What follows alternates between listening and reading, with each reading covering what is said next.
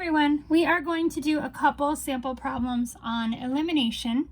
So the idea of elimination, like you've seen before, is we want to eliminate a variable. So here we just investigate and we can see that the x's are going to eliminate, and you don't have to do anything by subtracting. So we're going to add these two equations. So I'm going to do it over here, and you'll see why in a minute. So when we add these two equations, we add all of our like terms. We have x and negative x. 1 and negative 1 is 0, so those just cancel, which was by design, right? And then you have 3y plus 4y is 7y, and 4 plus 10 is 14. So we've gotten down to one variable, which was our goal. So now to solve, we divide both sides by 7. And we get y equals 2. Now, this equation that we created is a new equation, and we don't use it for anything else. When we have our y equals 2, we need to go back to the original equations to solve for x, and we pick which one we want to do. So because this x doesn't have a negative on it like this one does, I'm going to use this original equation. So x plus 3y equals 4. And we found our y was 2, so I'm going to replace y as 2. X doesn't change. 3 times 2 is 6, so x plus 6 equals 4. I need to get my 6 away from my x, so I subtract 6 from both sides, and I get x equals negative 2.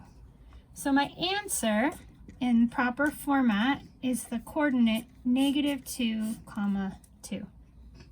So that's where we get to add the original equations, and we don't have to worry about it.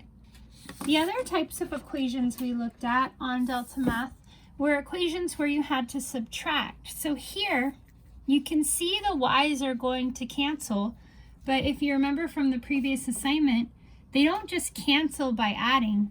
We have to subtract the two equations. So we have x plus y equals 7 minus 2x plus y equals 2. And like I said in previous videos, I am not a fan of thinking of it as subtraction because that's where I make mistakes. So I'm going to leave this equation alone, and I'm going to rewrite it down here. But this equation right here, I'm going to distribute that subtraction sign to make my life easier. The negative times positive 2x is negative 2x. Negative times positive y is negative y. And negative times positive 2 is negative 2. Now when I add these two equations, it's a much easier problem for me. So we have x and negative 2x, which is a negative 1x. Y and negative y cancels by design. If they didn't, we did something wrong. And 7 and negative 2 is 5. So I have negative x equals 5, but I need to get what positive x is. So I divide both sides by negative 1, and x equals negative 5. So I'm halfway done solving. I'm going to go back to my original equation, and this first one looks a little bit simpler to me, so that's the one I'm going to use. You can use whichever one you want. I have x plus y equals 7. My x is a negative 5. So negative 5 plus y equals 7.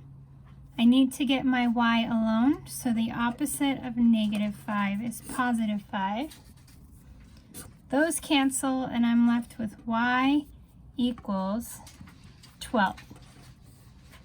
So my answer is negative 5, 12.